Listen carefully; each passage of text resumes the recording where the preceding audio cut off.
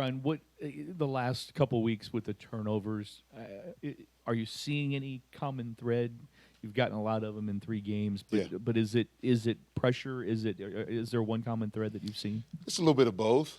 Some pressure here, some guys just making some plays, and then sometimes in some cases with some turnovers you just get lucky, And but we put an emphasis on it this season. We were one of the least teams last year of getting turnovers, and we put a real big emphasis on it this year. Be able to get the ball back to our offense, and that's what we've been able to do. I mean, we're number one in the conference in turnovers gained. So that's a really big positive. And so if we can continue to do that, that'll help our offense put more points on the board. Brian, obviously Satterfield helped out a little bit more on defense. How would you describe, I guess, that process from the Virginia game, preparing for the Virginia game, and now moving forward? What's that relationship and process like? Well, it's great. It's just he'll come in and give us 2 cents earlier, maybe on a Sunday, and say some things that he sees against those guys that may give his offense problems. And but it's been great. Just great dialogue. Just giving me some ideas on certain things here and there, and some we may implement. And we talk about it as a staff collaboratively, and it's been great. It's always been great. We've always had a great working relationship, so it's awesome. Brian, I asked Coach Satterfield about this as well. This is in reference to the running back, Evan Akonda, that you're facing this week. What makes him so dangerous as a runner, and how much harder is it to prepare because he is very good at receiving? He's a really good football player. So you just mentioned it, receiving as well. He's a guy that's very, very explosive, from a standpoint of, he's averages over 22.8, if I'm not mistaken, his max velocity speed. So if he has any type of crease, he's going to hit it and get it. And if you don't, have gap integrity, he can find a hole and he can hit it and he can hit it fast. That's what makes him really dynamic. And he's very patient in the run game. In the passing game as well, out of the backfield, a very, very solid receiver as well out of the backfield. So you have to do a great job of being gap integrity, but also tackling well too. You have to do a great job of game tackling him. And so it's exciting to be able to go up against a guy like that. Game planning wise, he's a little nightmare. So we want to make sure we put our guys in position to make plays. Brian, I know you guys didn't see Pitt last year, but they're so different offensively, going from Kenny Pickett to Slovis, changing offensive coordinators. Just comparing film from what you've seen, how does that challenge change facing them this year when they've changed so much personnel? Well, I think with Kenny, Kenny was more of a runner as well. I don't think Slovis, they don't have a lot of design runs for him. But as far as the passing game, it's kind of similar to what we faced a couple of years ago, a little bit similar. But offensive line wise, those guys are still there. So it's not a total remake of what we went against a couple of years ago.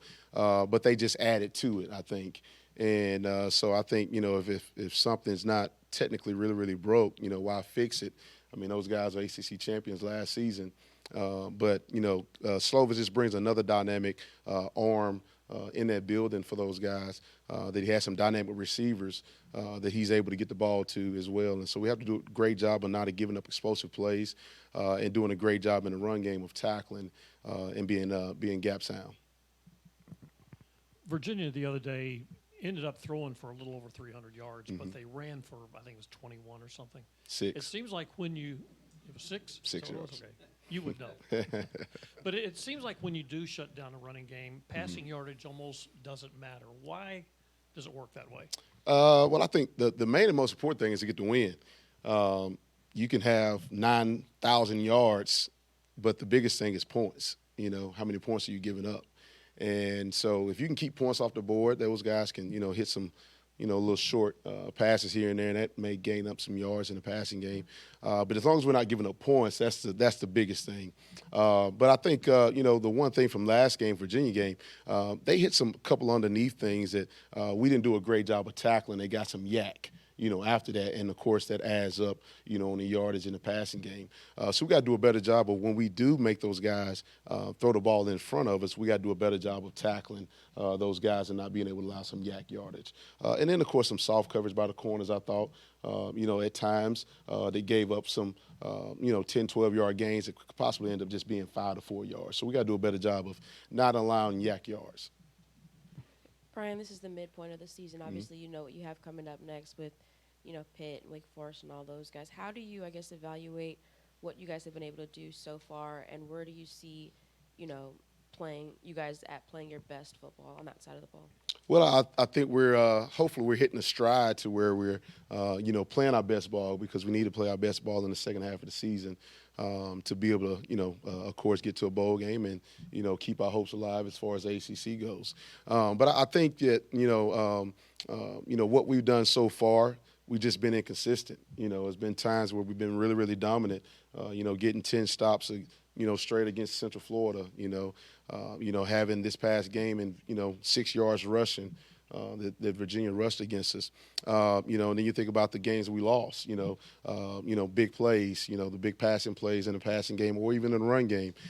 So I just hope that these guys can come out and be a little bit more consistent as we move forward the second half of the season. And I think we will. And so we're excited. They were excited the other day at practice. Glad to get those guys back from the off week. And so hopefully we can continue that trend of not giving up those big plays, tackling well. And I think if we do that, we'll have a really good second half of the season. Brian, what did you see with MJ in the Virginia game? Scott said Kendrick is back, obviously. How does that work itself out now back in there, and kind of what did he do in that game?